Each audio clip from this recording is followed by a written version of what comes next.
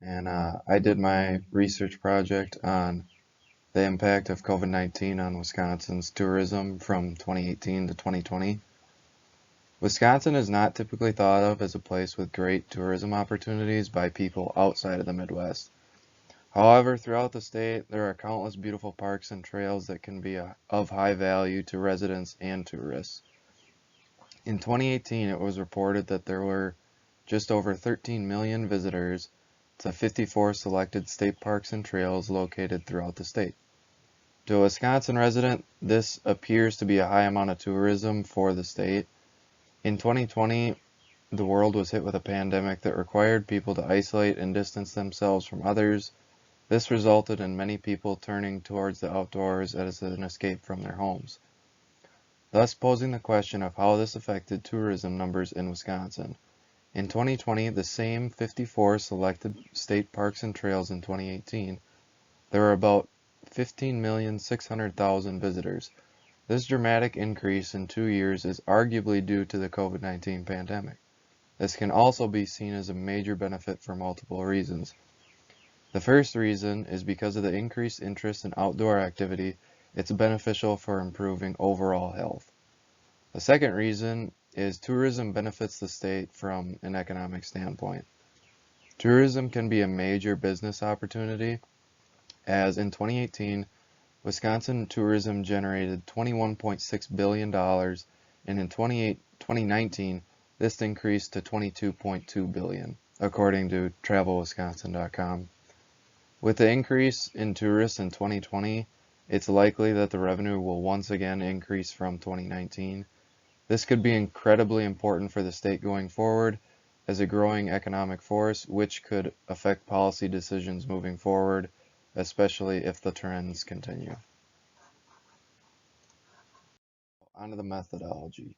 To begin the project, I had to analyze a number of different data sources to find what was best suited for the map making progress. So the Wisconsin DNR website provides a ton of shapefiles on different stuff throughout the state. So I ended up using the DNR managed properties shapefile, and after downloading this shapefile to ArcGIS Pro, then the next step included finding the actual tourism data. So this was also available on the Wisconsin DNR website, but only up until the year 2018. So to obtain the data for 2020, I had to do a public records request from the state, and they actually got that back to me in really good time. So then looking at the shapefile and the two data sets that I had to look for which parks overlapped and which ones were actually state parks and state trails and were relevant to the data set. So this ultimately led to 54 parks between 2018, 2020, and the downloaded shapefile. The next part of my workflow was to identify the percent change in visitor numbers from 2018 to 2020. This was a relatively easy step in Microsoft Excel because how easy it is to do it in Excel. After trimming down the GIS and Excel datasets, then it was time for me to map the data. So my original plan was to do a spatial join between the Excel document and the ArcGIS shapefile. However, the program didn't really allow that to happen because there was errors with the data set or within the data or the table. So then that left me with the option to export it from ArcGIS Pro to Adobe Illustrator. And in Illustrator is where I made the symbols for the map, and I decided to end up using a proportional symbol map because I believe that that best represents the percent change of something. Producing this proportional symbol map, I selected 20 state parks because this just greatly improved the clarity and the legibility of the map. The parks I selected, I also tried to have remain an even number of parks per data class. The benefit of analyzing this data is that it represents areas throughout the entire state, both in urban and rural areas.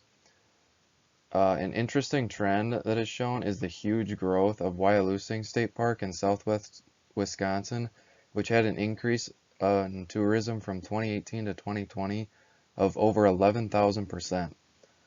Other trends represented throughout the state is that places up north saw increased tourism due to the pandemic.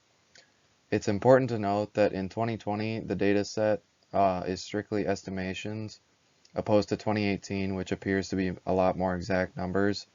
These estimations are more than likely to be slightly off in some way, but still provide excellent value. Another interesting trend that the map shows is on the west side of the state with Willow River State Park and the Kinnickinnic State Park. The parks are only about 20 to 30 minutes apart, but Willow River actually saw a decline in visitor opposed to the Kinnickinnic, which greatly grew. A theory to this is that because Willow River consistently has millions of visitors each year, it can cause overcrowdance, and especially in 2020 with COVID, people were probably more afraid of that. So this would result in more people traveling a few minutes further to Kinnickinnic State Park. Of the original 52 parks and trails used in the dataset, only 12 of them had fewer visitors in 2020 than in 2018, and many of the parks saw substantial growth. What this tells us is that COVID-19 had a major impact on tourism throughout Wisconsin. If I were to do this project again, I would like to map all 54 parks and trails neatly, and I can benefit from this project in the future because of its value in analyzing viable sources of economic income for rural areas. Here's a list of the sources I used. Thanks to all those who helped me on this project, and I hope everyone has a great summer. Thanks. Bye.